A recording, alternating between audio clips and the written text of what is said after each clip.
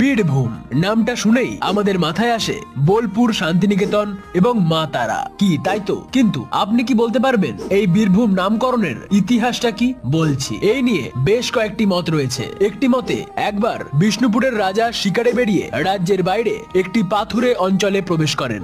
সেখানে একটি বক দেখতে পেয়ে বকটিকে শিকার করার জন্য তিনি তার বাজ পাখিটিকে সেই বকের দিকে উড়িয়ে দেন, কিন্তু বকটি বাজের দিকে সাহসের সাথে এগিয়ে আসে। ছোট্ট বকের এমন সাহস দেখে রাজা ভাবতে থাকেন যে এই অঞ্চলের একটি পাখির এমন সাহস হলে এখানকার অধিবাসীরা কতই না বীর, আর তাই জন্য তিনি এই অঞ্চলের নামকরণ করেন বীরের ভূমি বা বীরভূম।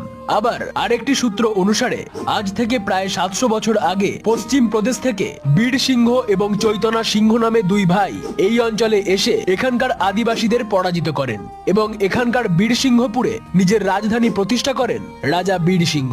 আর এই বীরসিংহ রাজা